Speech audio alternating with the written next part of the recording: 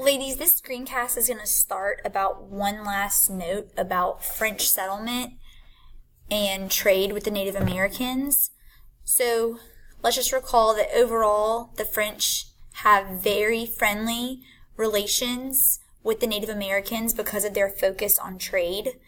They have to kind of coexist peacefully with one another because they're doing business with each other. So that lends itself to them being more cooperative overall.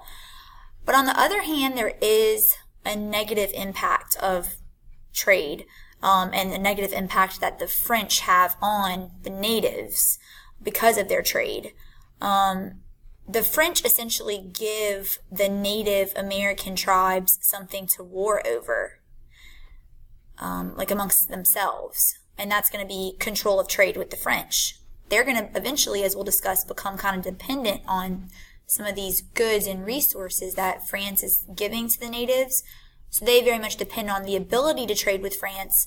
Thus, they're kind of competitive with being the main trading partner, being able to have access to these goods. So there's overall competition for European trade alliances amongst the natives, and particularly amongst native rivals, tribes that were already kind of in competition with each other prior to European involvement. So that's going to kind of heighten violence overall amongst Native American tribes.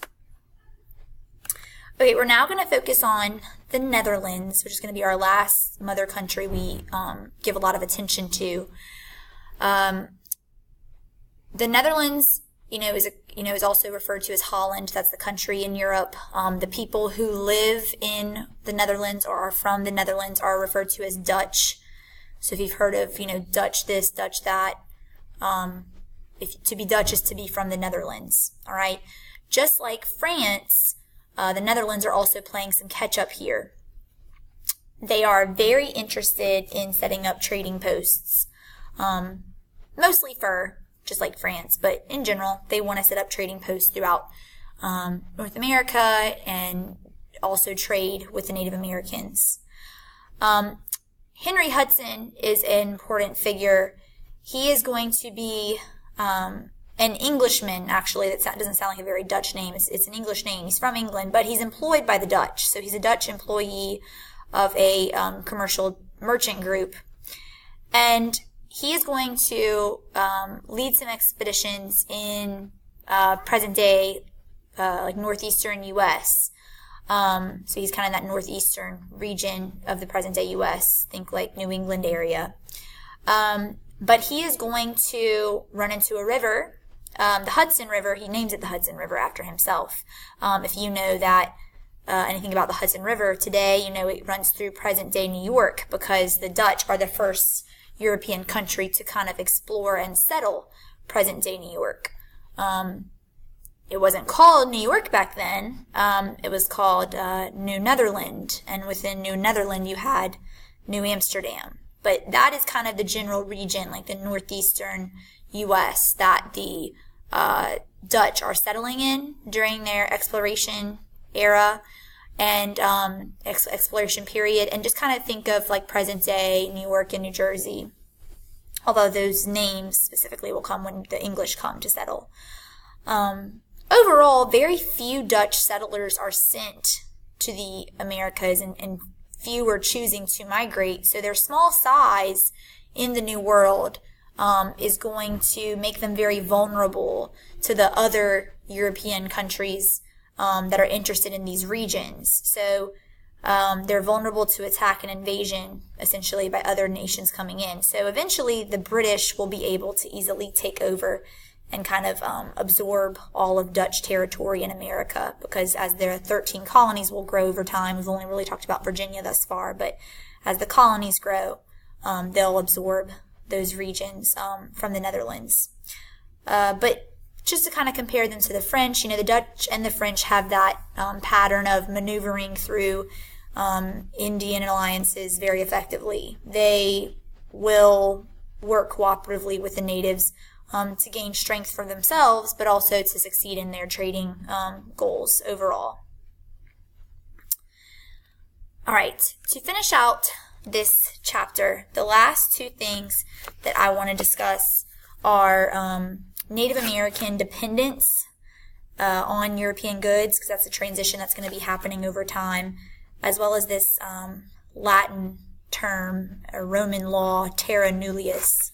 And we'll talk about that, both those things right now. So first off, European traders are interacting with Native Americans for most of the 1500s, that first century after Columbus's discovery. And trade happens with very little coercion. When they're trading, it's a peaceful agreement. It appears to benefit each side because each side has something to offer the other that the other wants and doesn't have a lot of access to, while they themselves have a lot of it to give. So, Europeans are going to receive furs, but then they're going to trade and give to the natives different types of metals and beads. And while metals and beads seem, worthless, it is worth a lot when there aren't metals and beads in your country already. So they are items of value and resource to the natives because they are in low supply. So it makes them worth a little bit more. But there will be kind of an important shift to where, it's not just about incorporating European goods into, Native American life, but it's going to become a dependence for the natives to have access to those European goods. It's not just going to be things like beads and metals. It's going to be eventually weapons, spears, and spears with metal blades on the end. And eventually you have firearms, like the original guns developing.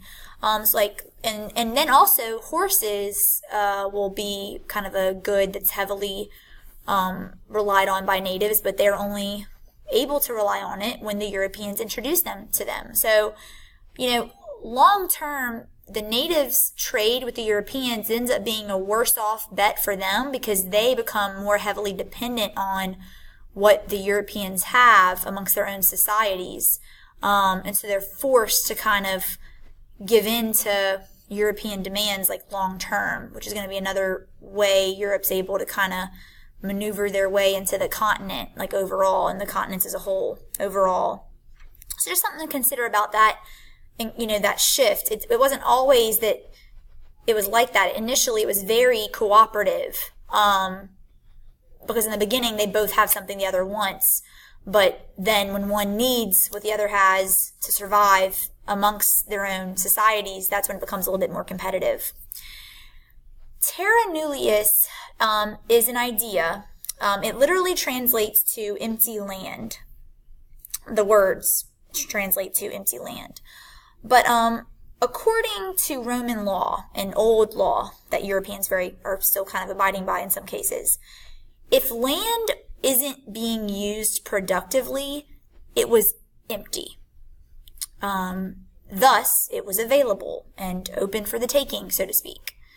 So the problem here is that Europeans and natives have different ideas and standards of what it means to be using land productively. For the Europeans, they feel like the natives aren't using some of their land for its true productive purpose. Thus, it's open for the taking. This doctrine is very much going to justify the European mindset in that fact that they can seize the land from Native Americans because they're not using it the right way. They recognize there are people here, but they aren't making that necessary use of the land, so it's total justification to take what they want. When in reality, their strategies for occupying the land are just totally different culturally. But the Europeans are, judging this on their own terms.